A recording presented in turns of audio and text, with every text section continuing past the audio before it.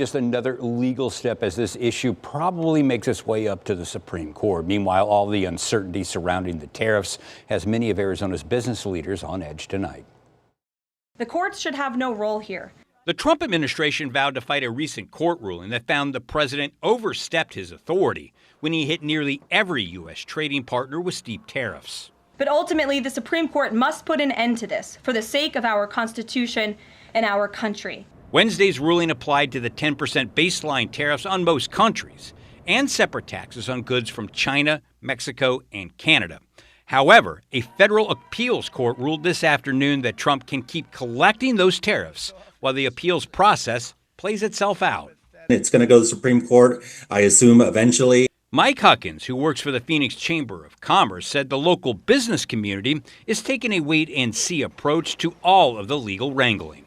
Again, no crystal ball on this issue, but we'll have to see, how it works its way through and whether the overall end ruling is favorable to the Trump administration or not. The Phoenix Chamber and other high-profile business groups have opposed the Trump tariffs, calling them an unnecessary tax that creates uncertainty and boosts expenses for the public. On the political side, two of Arizona's top elected officials have also taken a strong stand against Trump's trade policies. Democratic Attorney General Chris Mays is leading the effort in court to block the tariffs. Meanwhile, Arizona's Democratic Governor Katie Hobbs praised the AG, posting on social media that tariff chaos from Washington was causing confusion and raising costs on everyday items. And that appeals court is giving the plaintiffs in this case until June 5th to respond. That includes 11 Democratic attorneys general, which of course includes Arizona Attorney General Chris Mays. Back over to you guys.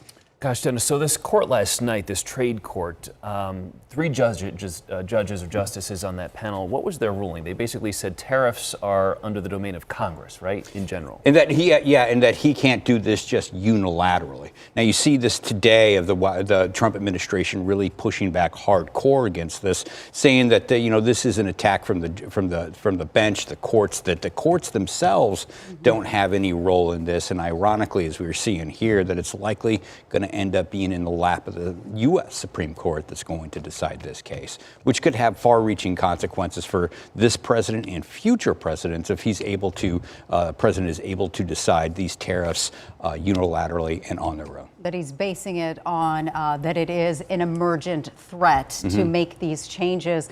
Some people say it appears to be working, that the threat of tariffs is a negotiation tactic, and you already have dozens of countries coming to the table to renegotiate. And we've been at a deficit for decades. Well, and they keep claiming, the administration keeps claiming that a lot of countries are coming to negotiate. We don't have a full list of that. We do know, and we can see in real time, how a lot of the markets react to this. It goes up and down depending on what the president is announcing that day. And it seems like every time he announces tariffs are going in place, that the markets don't seem to like that. So Consumer confidence just had a rebound, though, for the first time in 5 months. Sure. All right, Interesting. Dennis, thank you.